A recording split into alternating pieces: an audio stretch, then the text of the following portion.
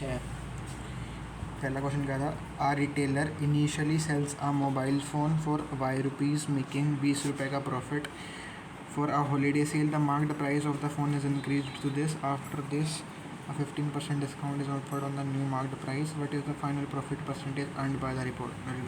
ठीक है, final profit percentage पूछ रहे हैं। सबसे पहले ना क्वेश्चन को ऊपर से पढ़ के ओवरव्यू ले लिया करके क्वेश्चन आखिर कहना क्या चाह रहा है पेन उठाने से पहले। अब पेन आराम से उठा। पहले बोल रहा है कि 20% का प्रॉफिट बना रहा है, फिर बोल रहा है कि मार्क्ड प्राइस को इतना कर दिया है, मार्क्ड प्राइस जो है इंक्रीज टू दिस, और पहले सेलिंग प्राइस था ये।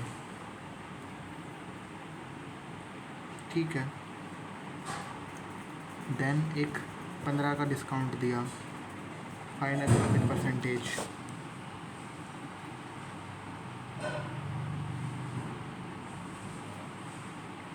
ये मार्क्ड प्राइस वाली चीज़ मैंने यहाँ से अलग से टैकल कर ली है, और ये प्रॉफिट वाली चीज़ मैंने अलग से टैकल कर ली है, तो इसमें घबराने की कोई ज़रूरत है नहीं। ये 0 से 0 काट दी, 5 दिया, कितना आ गया,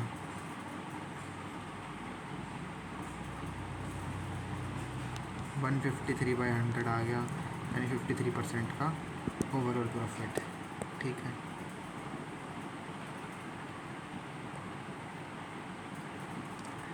a thief and a police officer are 600 meter apart. If they run in the same direction, the police officer catches the thief in 15 minutes. If they run towards each other, they meet in 3 minutes. What is the speed of thief per minute? ठीक है, ठीक है। इस वाले सवालों के लिए मैंने अभी नई ट्रिक बनाई है कि distance is equals to speed same direction में पुलिस माइनस थीफ इनटू में टाइम, और दूसरे वाले में भी 600 मीटर। और देख, ये देख पर मिनट ऑप्शन देख लिया करके, स्पीड दे रखी है पर मिनट में, तो मिनट और उसको और मीटर पर मिनट ही है, तो मेरे को वो सब करने की, ताम झाम करने की कोई ज़रूरत नहीं है, कन्वर्ट करने की, वो सब अपने आप कैटर हो जाएगा अपने आप। ठीक है, तो यहाँ से 200 आ गई पी प्लस टी की वैल्यू, और 40 आ गई पी माइनस टी की वैल्यू, तो सीधा सीधा ही आ गया दोनों को जोड़ के। तो 240 से बाय दो, पी की वैल्यू 120, और 120 अगर उसके आगे तो उसकी वैल्यू 80। हमसे पूछा क्या है, स्पीड ऑफ थीफ, टी की वैल्यू पूछी है 80, और मीटर पर मिनट ऑलरेडी दे रखा है। इन दोनों क्वेश्चन में मेरी लर्निंग क्या थी, इस ऊपर वाले के साथ तो फैमिलियर होना था कि ऊपर भाई टाइम बचाना है, सिंपल सी बात है। मेरे को ऊपर से पढ़ के ओवरव्यू मिल गया था कि जो है नेट प्रॉफिट लॉस बताना है, सेलिंग प्राइस का इफेक्ट मैंने अलग से ले लिया, और उसका मार्केट प्राइस का इफेक्ट अलग से ले लिया।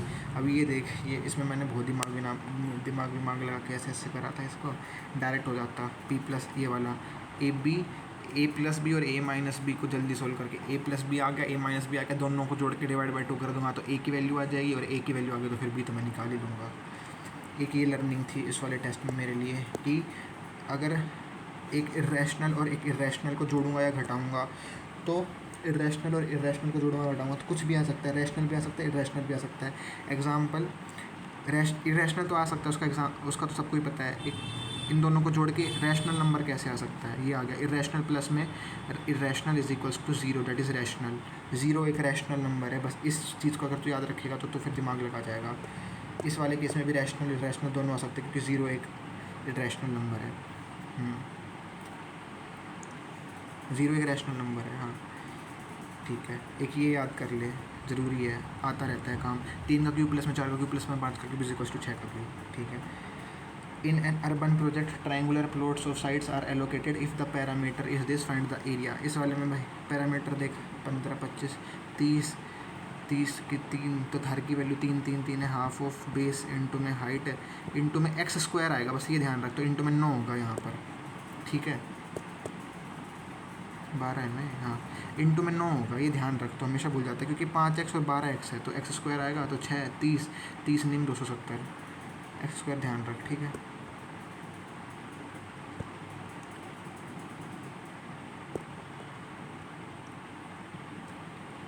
A container has 80 liters of the solution with milk and water in the ratio 5:3. If 16 litre are replaced with water, what is the new ratio? Direct दे रखा है, मिल्क वाटर का ratio 16 litre निकाल दिया, तो 16 तो 8 2 10 ये जाएगा, और 6 ये जाएगा, तो ये 40 बचेगा, ये 24 बचेगा, अब फिर इसमें 16 लीटर को पानी इसमें जोड़ दिया तो ये भी 40 हो जाएगा, तो 1:1 आ जाएगा न्यू रेशियो। दूसरा इसमें दिमाग लगाने की चीज़ ये है कि हम ऐसे याद मतलब ऐसे सवाल और कहीं भी आए, पानी जो है वो सेम रहेगा, पानी दोनों कंडीशंस में सेम रहेगा। तो पहले पानी कितना था, 5/8 इंटू में 40, ठीक है। अब जो है नया रेशियो आने के बाद भी पानी तो इतना ही रहेगा, यानी पानी कितना रहेगा 40, तो पानी अब भी 40 ही है, तो पानी 40 ही है अब भी। ओवरऑल पानी अब भी 40 है, ओवरऑल मिक्सचर 80 का है, 1:2, तो यानी जो वाटर है वो 1 ही है। मतलब इस वाले केस में ये चीज़ लग नहीं रही इतना इफेक्टिव, बट अगर मतलब कुछ गंदा वंदा आए तो ध्यान रहेगा कि दूध जो है वो सेम रहेगा, मिल्क, मैंने पानी को सेम ले लिया, सॉरी, दूध सेम रहेगा, दूध, ठीक है। A circle has a radius of 6 centimeter. Two radii are drawn such that the connecting their end point is 6.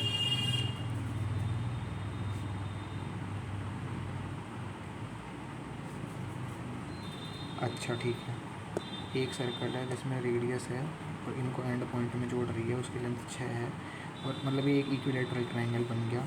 What is the area of the major segment, तो ये तो 60 हो गया ना, मेजर सेगमेंट यानी इस वाले का एरिया निकालना है। तो पहले तो हम सेगमेंट ये भी कर सकते हैं, पूरे सर्कल में से हटा के इस पूरे सर्कल में से इस माइनर सेगमेंट का घटा दे और ट्रायंगल का घटा दे तो आएगा, पर घटाना जो है it's not a favourable thing. मैं क्या करूँगा, मैं इस वाले का एरिया निकालूंगा, तो ये कितना है 300, एंगल 300/360 इंटू में पाई r² तो मेरे पास है ही 36। अब इस वाले में मेजर सेगमेंट जो होता है, सॉरी ये तो वो है सेक्टर है, सेक्टर सेगमेंट नहीं है, सेगमेंट तो ये पूरा होगा ना, ये सेगमेंट तो पूरा होगा, तो इसमें जो है वो इक्विलेटरल ट्रायंगल का एरिया भी ऐड होगा। तो इक्विलेटरल ट्रायंगल का एरिया कितना होगा, √3/4 a², ठीक है। तो ये कितना हो गया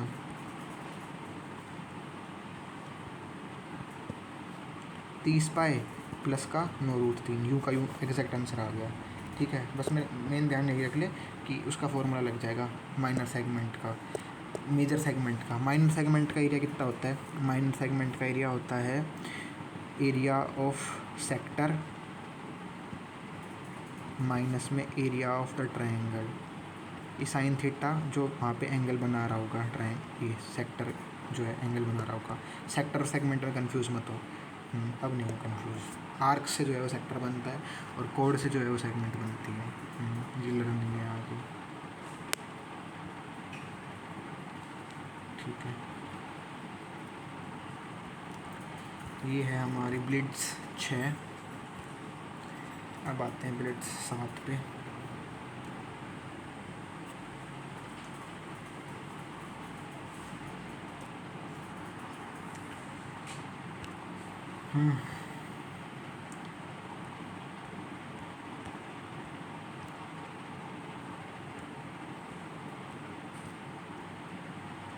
ABC invested in a business in the ratio this, after 6 महीने A doubled his investment, B increased investment by 25% and C kept his investment same. Find at the end, ये देख ले 1% का दे रखा है, तो A की कुछ इन्वेस्टमेंट थी 6 महीने के लिए चली और फिर उसने डबल कर दी तो 6 हो गई बाकी के 6 महीने के लिए।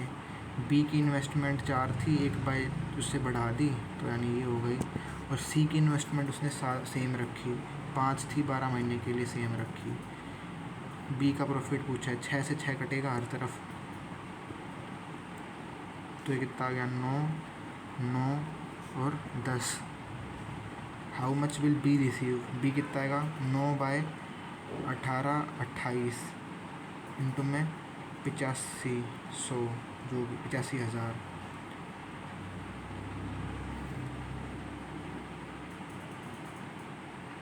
सही कर रहा हूँ, यस। तो फिर सोल्व करना ही पड़ेगा, है ना, मेरे को भी लग रहा है। गंदी कैलकुलेशन जा रही है, गंदी आ रही है, कुछ कर नहीं सकते। 25 4 से 8 पर फिर वही गंदा आएगा, कर दे सोल्व यार, आजा। 45 4 कैरी 28 दिया, 84 28 दूनी 56, 20 5 8 करूँगा तो 64, 6 कैरी 16 22, 7 करूँगा तो 56, 5 कैरी 7 आएगा, 27 पॉइंट समथिंग आएगा, यही आंसर है। इस वाले से लर्निंग क्या है, सेकंड राउंड में ज़्यादा नहीं सोचना, सीधा कैलकुलेशन पे कूद जा। हाँ वही सवाल है, आजकल कैलकुलेटिव सवाल दे भी रहा है। मतलब ना, अगर आप ये सोचोगे ना कि भाई मेरा पूरा आंसर नहीं आ रहा तो शायद मैं कुछ गलत कर रहा हूँ, तो पीछे छूट जाओगे। पूरा आंसर नहीं आ रहा तो फिर डिवाइड कर दो भाई, आंसर आ ही जाएगा, क्योंकि एग्जामिनर आजकल अच्छे अच्छे ऑप्शन नहीं दे रहा कि पूरा कट पिट के आंसर आएगा, वो खेल रहा है। सेकंड राउंड में ज़्यादा सोचना नहीं दिमाग, पहले देख पहले राउंड में मैंने इसको छोड़ दिया था उस टाइम पे कि यार नहीं आ रहा है एग्जैक्ट आंसर, मैं भी कुछ गलत कर रहा हूँ। सेकंड राउंड में आया हूँ तो भाई दिमाग लगाना ही नहीं, सीधा सोल्व करना है।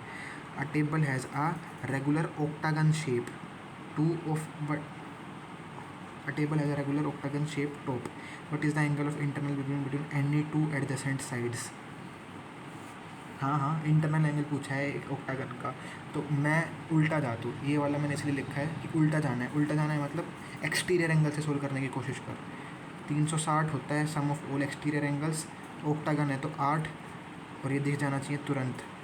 8 चौक 32, 8 पंजे 45, 45 जो है वो एक इंटरनल एक एक्सटर्नल एंगल है, और मेरे को पता है कि एक्सटीरियर और इंटरनल एंगल का, हर एक एक्सटीरियर इंटरनल एंगल का सम 180 होता है, 135 आंसर आ जाएगा।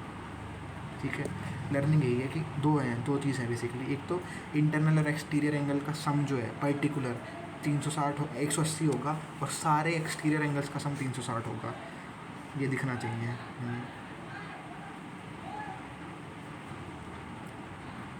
ये वाली चीज़ें याद रहनी चाहिए। ये हाँ, ये कैसे याद रखना है कि कोस टू थीटा जो है वो, अब कोस का इलाका है, कोस के इलाके में साइन जाएगा तो माइनस होएगा, इसलिए माइनस का साइन स्क्वायर बाई 2, और वैसे कोस का खुद का इलाका है तो कोस में से कुछ माइनस होएगा।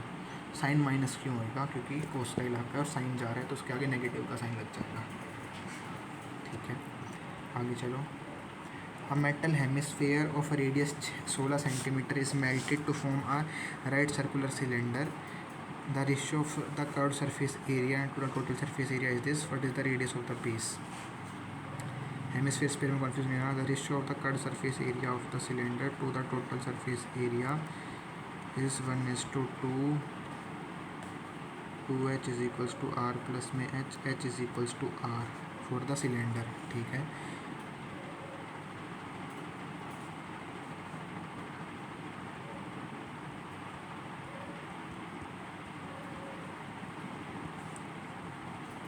तो ये भी r क्यूब हो गया, पाई से पाई कट गया। अब दिमाग नहीं लगाना भाई, फिर वही बात आती है कि दिमाग नहीं लगाना, सोल्व करना है। कि 16 तो सीधा सीधा बाहर आ गया, अब 2/3 का क्यूब रूट लेना है।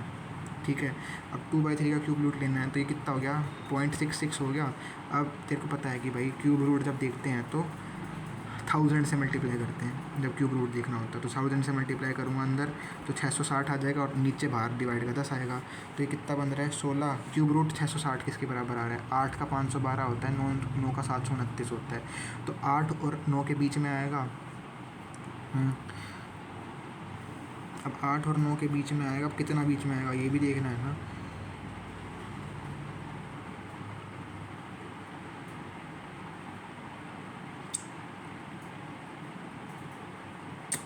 तो अगर मैं 8 ही ले लूँ तो कितना आएगा, मतलब 8 से थोड़ा सा ज़्यादा ही आएगा, 8 ही ले लूँगा तो कितना आएगा 128, यानी 12.8 के आसपास आएगा, यानी 12 से ज़्यादा आएगा, और 18 से तो कम ही आएगा, 16, तो फिर आंसर एक ही बता 14। ठीक है, और सर ने बताया था कि अगर इसको ज़्यादा अप्रोक्सीमेट करना है ना तो बाहर 8 ले लो, अंदर 2 और चला जाएगा एक, तो अंदर 2 जाके 8 बन जाएगा। इसको मैं अगर 8 से मल्टीप्लाई करूँगा 48, 4 कैरी 52, इतना बन जाएगा। ये किसके उसका है स्क्वायर, 7 4 0 9 6 7 का 4 9 1 3 8 का 5 8 3 2,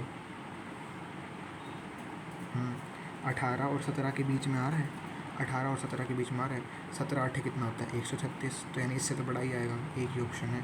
और 18 यानी 144 से कम आएगा, 14.4 से कम आएगा। ज़्यादा अप्रोक्सीमेट करना है तो ऐसे कर सकते हैं। ठीक, अच्छा सवाल था। हेमिस्फेयर स्पेयर पे ध्यान रख, उस वाले में पार्टनरशिप में ईयर पे ध्यान रख, कुछ चीज़ें हैं बस वही देखनी है, उसके बाद कोई दिक्कत नहीं है। 3 vessel XYZ are have capacities in the proportion this, each vessel is filled with a mixture of milk and water with respective ratio this. The entire content of this mixture poured in the formula not with the overall ratio of the milk and water in the combination of the mixture. मैं क्या करूँगा, मैं milk का ratio लूँगा और उसको total वाले से डिवाइड कर दूँगा। तो अगर मैं एक्स वाली वेसल को ये मान लूँ कि उसका टोटल ये था, तो उसमें मिल्क कितना है 1/2 प्लस में इसमें मिल्क कितना है 1/3 प्लस में चौथे वाले में मिल्क कितना है 2/5 डिवाइडेड बाय टोटल कितना है मेरे पास में टोटल कितना है 5 और 9। तो ये मिल्क और टोटल का रेशो आ जाएगा। तो ये अगर 2 प्लस में 8/5 तो ये आ गया 18/5 और इंटू में 9 तो ये आ गया 2/5। तो यानी मिक्स सोल्यूट बाय मिक्सचर का रेशो 2:5 आ गया। तो जो पूछा है कंबाइंड रेशो वो 2:3 आ गया।